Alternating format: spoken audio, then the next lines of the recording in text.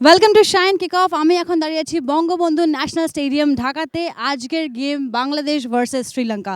আজকের গেম কিন্তু খুব ক্রুশিয়াল, অনেক important for both the teams. আর আমার সাথে আছে দুজন খুব স্পেশাল গেস্ট, চলুন পরিচয় করিয়ে দিই। Mister Debayan Sen, our English commentator, and of course mister Abdullah Hira, our sports editor, channel 9।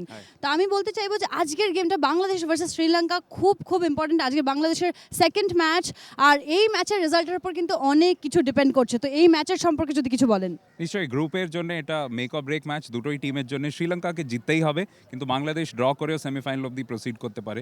কিন্তু বাংলাদেশকে এটা মনে রাখতে হবে না, ওদের মনে রাখতে হবে এই ম্যাচটা জিততেই হবে, বিকজ হিস্টোরিক্যালি ওদের রেকর্ড খুব ভালো শ্রীলঙ্কার বিরুদ্ধে। তো আজকে যদি জিততে পারে তাহলে কনফিডেন্সটাও খুব হাই হয়ে যাবে সেমিফাইনালের আগে।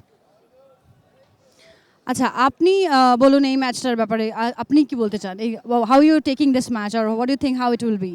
যেটা শুরুতে আপনি বলছিলেন যে ক্রুশিয়াল ম্যাচ, দেবায়নও বলছিল যে জেতার টার্গেট নিয়ে খেলা উচিত বাংলাদেশের। যদিও ড্র করলেই বাংলাদেশ সেমিফাইনাল উঠবে, দুটি করে ম্যাচ পাচ্ছে বাংলাদেশ শ্রীলঙ্কা। এটি সেকেন্ড এবং শেষ ম্যাচ গ্রুপ পর্বে দু দলেরই, এবং সেখানে শ্রীলঙ্কাকে জিততে হবে। যে কারণে এর কারণও অবশ্য শ্রীলঙ্কা 2-0 গোলে হেরেছে মালয়েশিয়ার বিপক্ষে, যেখানে বাংলাদেশ 1-0 গোলে হেরেছে মালয়েশিয়ার বিপক্ষে।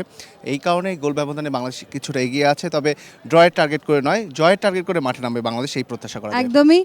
আর যেরকম আপনি আমাদেরকে ইনফরমেশন দিলেন, ইটস অল অ্যাবাউট গোল। গোল ছাড়া ফুটবল আমরা ভাবতেই পারি না। তো চলুন দেখে নিই গত 4টে ম্যাচে কিরম গোল হয়েছে।